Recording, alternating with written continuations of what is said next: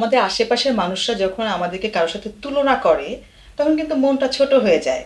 এই যেমন মেয়েদেরকে কিন্তু অনেক শুনতে হয় যে আমি কালো, আমি দেখতে সুন্দর না। এটা একটা কমন একটা বিষয়। বা উচ্চতা, আমি খাটো, সে কত লম্বা। সমাজ থেকে আমরা শিখেই বড় হই সুন্দর মানে হচ্ছে লম্বা, ফর্সা, ফিগার ভালো। তুলনা করে সবসময় জব, কে কত ভালো জব করে, কে কত ভালো বেতন পায়, এই ইত্যাদি সব কিছু নিয়ে। এবং যাকে তুলনা করা হয় তার মনটার দিকে কিন্তু কেউ তাকিয়ে দেখে না, তার মনটা কিন্তু সব সময় ছোট হয়ে থাকে। এখন একটা যুক্তির কথা বলি। গ্রামার কি বলে বলেন তো? কম্প্যারিজন ডিগ্রির মূল কথা কি? দুইজন ব্যক্তি বা দুইটা জিনিসের মধ্যে বেসিক বৈশিষ্ট্য যদি মিল হয় তাহলে তাদের মধ্যে তুলনা চলে, আদারওয়াইজ তো চলে না। এখন আপনার বেসিক বৈশিষ্ট্যের সাথে পুরো পৃথিবীর কোনো একটা মানুষের বেসিক বৈশিষ্ট্যের কি হুবহু মিল আছে? নাই। তাহলে দুইটা মানুষের মধ্যে তো তুলনা চলে না। তাহলে যেই মেয়েটার গায়ের রংটা কালো তাকে যে তুলনা করা হচ্ছে ফর্সা মেয়েদের সাথে, এটা কি যুক্তিযুক্ত হলো? আপনারাই বলেন। কারোর সাথে কারো তুলনা কিন্তু চলে না। আরও একটা ব্যাপার আছে, যে ফর্সা তার কি এটা কোনো ক্রেডিট? সে তো জেনেটিক্যালি এই বৈশিষ্ট্যটা পেয়ে আসছে। আমার যে গায়ের রং কালো, এটা কি আমার কোনো লিমিটেশন, আমার কোনো হাত আছে? বরঞ্চ ক্রেডিট দেওয়ার কথা হচ্ছে ব্যক্তির স্কিল কতখানি, ব্যক্তির গুণাবলী কতখানি, তার পজিটিভ বৈশিষ্ট্য।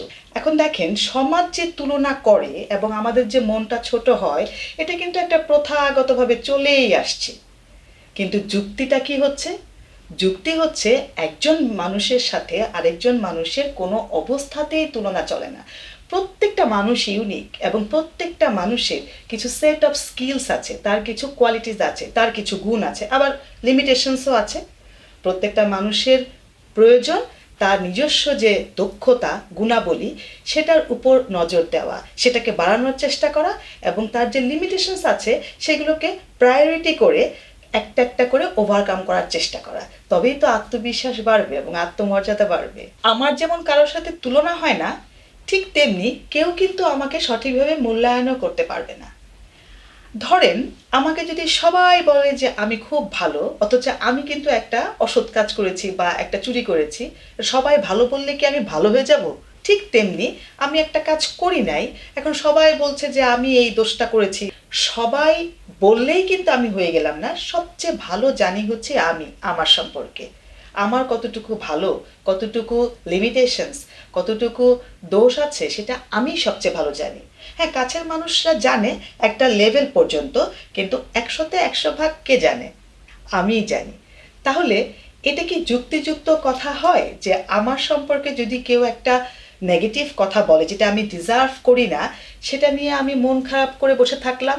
এখন আমরা একটু কথা বলবো যে কেন তাহলে আমরা মন খারাপ করি। এই যেমন ধরেন, আপনারা যখন হাঁটা শিখেছেন, ভাষা শিখেছেন, সব কিছুর কিন্তু একটা টাইম ছিল এবং ওই টাইমটাতে বাচ্চাটাকে হেল্প করা হয়। কিন্তু দুঃখের ব্যাপার হচ্ছে, আমাদের সেলফটা যখন বিকাশ হয়, মানে আমিত্ব, আমার আমি, এই সেলফের যখন বিকাশ হয় তখন কিন্তু আমাদের যে আশেপাশের মানুষরা আছে, বড়রা যারা আছে, কেয়ার গিভার যারা, তারা কিন্তু উৎসাহিত করে না বলতে তারা জানে না যে কিভাবে উৎসাহিত করতে হয়। এই সেলফের বিকাশটা বাধাপ্রাপ্ত হয়। এখানেই নিম্ন আত্মবিশ্বাস, নিম্ন আত্মমর্যাদা, নিম্ন আত্মসম্মান, এইটার উৎপত্তি হয়। একটা বাচ্চা যখন বড় হয়, ছোটবেলা থেকেই তার সেলফের উপরে বিভিন্ন ফিডব্যাক আসে। হ্যাঁ, এবং দুঃখের বিষয় হচ্ছে এই ফিডব্যাকগুলো মোস্টলি নেগেটিভ।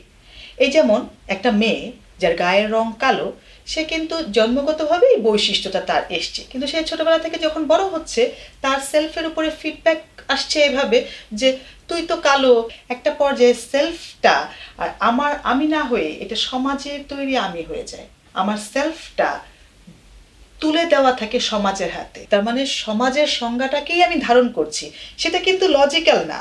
এবং এর ফলে যেটা হয়, আমরা বেশিরভাগ মানুষই একটা অদৃশ্য একটা থালা নিয়ে ঘুরতে থাকি। তার মানে আমরা অন্যের কাছে অ্যাপ্রুভাল চাই। আমাকে ভালো বলেন, আমার সমালোচনা করেন না। বুঝতে পারছেন নিশ্চয়ই সেলফ ওয়ার্থ বাড়াতে হলে কি করতে হবে?